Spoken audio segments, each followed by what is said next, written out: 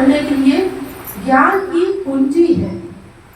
तो देखिए, जब पाप का उदय कहाँ से होता है? पाप का उदय तो हमारे सबके मन में ही सबसे पहले आती है, पाप की भावना। और फिर वो भावना धीरे धीरे अगर उसे सही ज्ञान ना प्राप्त हो तो वो कर्मों का रूप ले लेती है। तो यहाँ पर बाबा जी ने अपने वाणी खंडों के माध्यम से हमें पापों से मुक्ति का मार्ग दिया हमें, और साथ ही वाणी खंडों के अध्ययन मनन चिंतन से ये तो मन में पूर्ण विश्वास आ जाता है कि भगवान हमारे साथ है, तो निर्भयता तो आ ही जाती है, निश्चिंतता तो आ ही जाती है। साथ ही जब पाप से हमारी मुक्ति हो जाती है तो समस्त तीर्थों का पुण्य हमें प्राप्त होता है वाणी खंडों के अध्ययन मनन चिंतन से।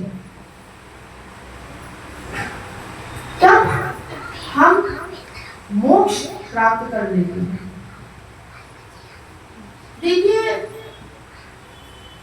प्रातः काल में जब वाणी खंड का अध्ययन करके बाबा जी को समस्त सब कुछ अर्पित करके अपनी चिंताएं, अपने कहना चाहिए कर्मों के फल क्या होगा क्या नहीं होगा, आप जब बाहर निकलेंगे तो स्वतः देखेंगे कि किस प्रकार से एक के बाद सारे कार्य होते चले जाते हैं, और दिन समाप्त होने पर स्वयं ही समझ में आता है कि सब कार्य भी हो गए, थकान भी नहीं लग रही है कुछ मन में।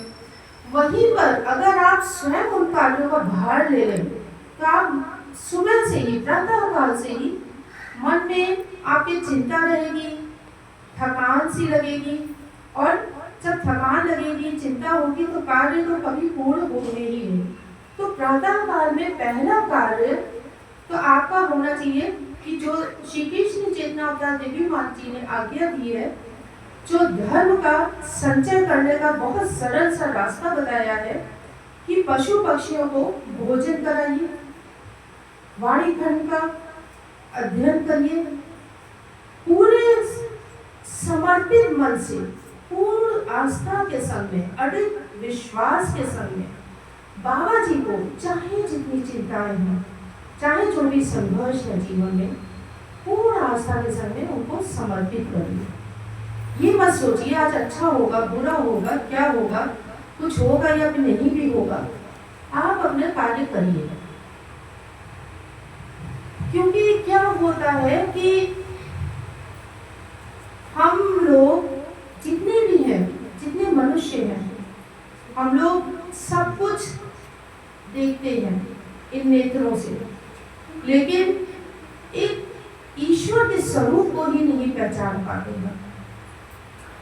हर चीज के बारे में वार्ता करते हैं, घरेलू वार्ता जो अनिश्चित काल के लिए हो जाती है, जो कभी समाप्ति ही नहीं होती, घरेलू वार्ता वो करते रहते हैं, लेकिन अपने परम पिताजी के लिए तो कभी हम वार्ता ही नहीं करते आपस में। तो हम बोले तो भगवान जी के लिए बोले, देखें तो उन्हीं के स्वरूप को मन में देखें। और ये कौन बात है, ये कान हर कुछ इधर उधर सुनते हैं, लेकिन भगवान कहाँ हमें पुकार रहे हैं, हम उन्हीं की पुकार को नहीं सुन पाते। तो हम उनकी पुकार को सुने। ये मत सोचिए भगवान कहाँ पुकारते हैं, भगवान तो सदा पुकारते रहते हैं, कभी पशु पक्षियों के रूप में, कभी किसी और एक असहाय किसी भी मनुष्य के रूप में, बहुत रूप में भगवान पुकारते हैं।